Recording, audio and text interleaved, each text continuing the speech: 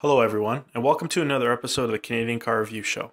Today we'll be reviewing a 2015 Mazda GT at Bud's Mazda.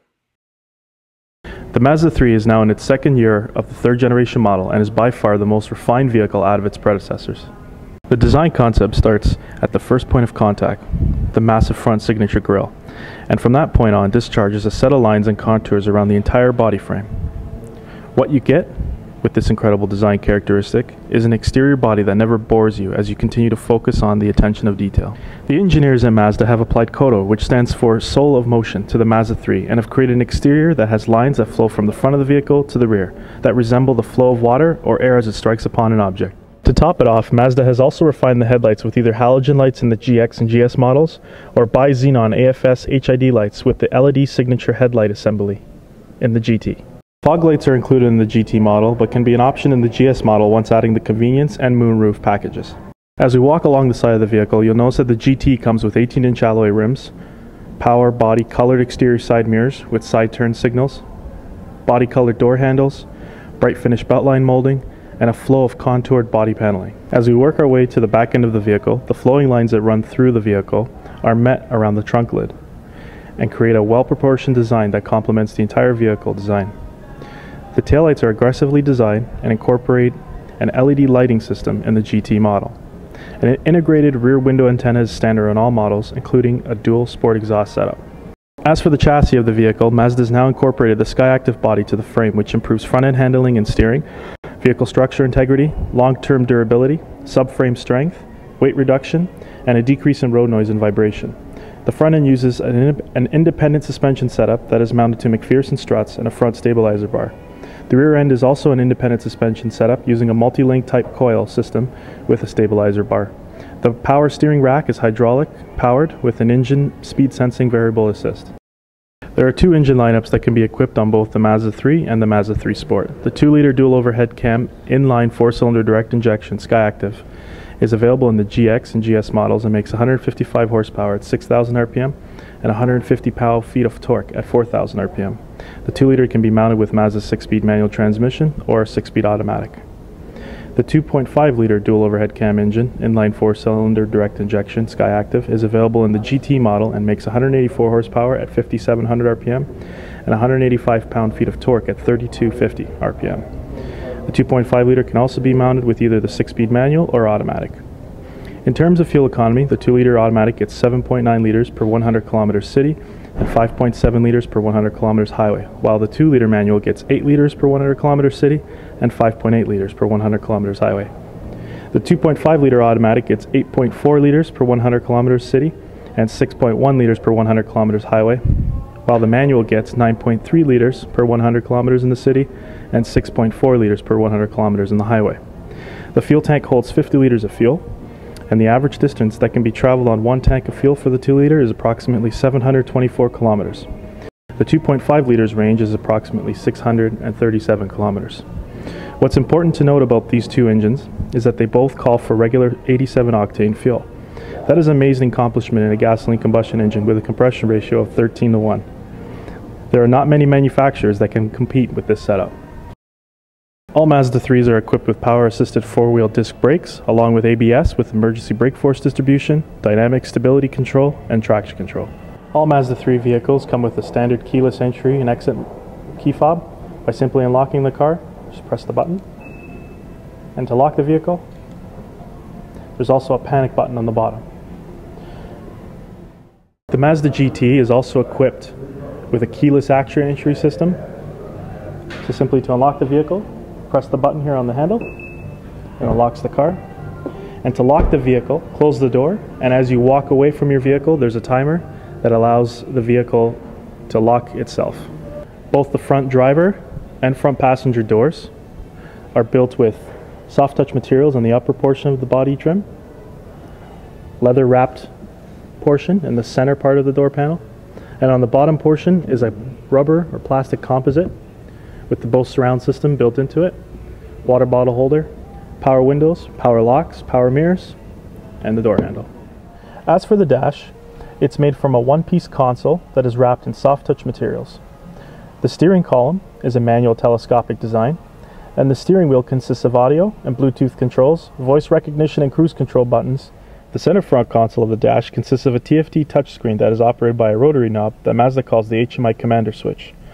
Below the screen are your HVAC vents, your four-way hazard lights, heated seat buttons, your dual climate control HVAC system, CD player, and in the center part of the console is your 6-speed automatic transmission shifter with sport control, the HMI commander switch assembly, built-in cup holders, a center armrest with a storage bin inside. The headliner is made from cloth material and also incorporates an overhead console with a sunglass holder, interior light switch, and your electric power moonroof controls.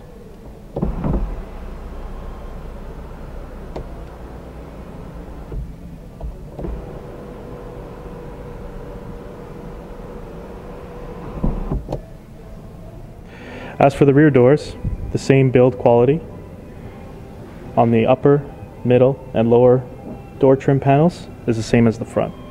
As for the rear seats, they're wrapped in leather with center console with cup holders, along with child safety restraint anchors built into the frame. They are also 60/40 folding seats. As for the rear tailgate, it's manually operated with shock absorber control, along with cargo cover. And on the interior part, cargo bay is fitted with lighting that you can turn on and off, anchorage system on the back of the seats. Under the floor liner here is the actual spare tire with tool jack tools. In terms of the center cluster, on the left hand side you have your transmission positioning. So right now we're in park. You have your odometer reading. In the center is your tachometer. And on the right side is your average fuel consumption, fuel tank level, and fuel tank range. On the upper portion of the right hand side LCD screen is also the outside temperature. On the upper portion you also have a trip reset button switch. And on the left hand side you could switch from miles per hour to kilometers per hour. And in the center of the tachometer is a digital display of your actual speed. As for the center TFT screen, you have many options in the bottom portion of the touchscreen. Your first option is your audio sources. So clicking into that section gives you FM, AM, XM, AHA radio, which is in the US, Pandora, Stitcher, Bluetooth, and 2 USB connections. Car also has an auto memory feature. So if you listen to particular stations on your AM, FM, XM, or any other radio channel, it'll actually memorize your favorite channel list and keep it incorporated into the system. You can also customize your own favorite list using any audio feature and enable and disable high definition radio. There's a radio scan feature that auto scans radio stations in your area. You also have a tuning option with the rotary knob. You can actually tune to the radio station that you prefer.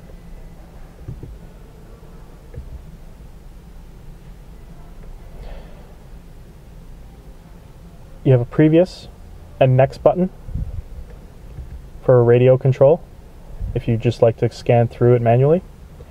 And you also have a sound settings control with a basic 2-stage equalizer for bass and treble. You have a fade control, balance control, center point for the surround sound system, which is equipped in the Bose. Audio pilot, which controls the loudness of the actual radio system as you increase and decrease in speed. You can have touchscreen sounds enabled. And in this settings menu, you also have the car's standard settings. So starting on the second tab, you have your display for navigation. You can turn off the display. You can turn off the display and just show the clock only on the touchscreen. You can set the system brightness to auto, day or night, or manual controls. You also have a factory reset setting as well.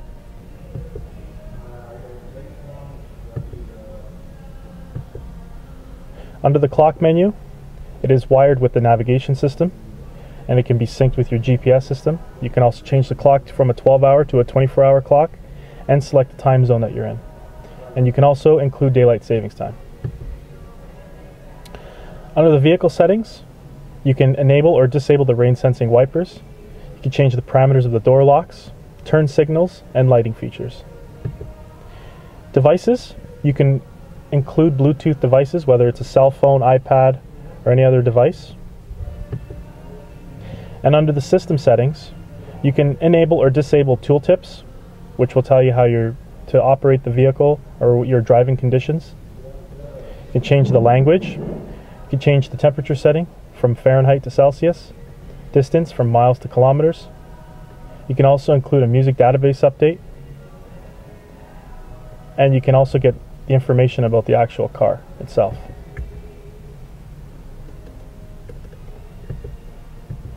Now, going all the way back to the beginning, I missed one tab.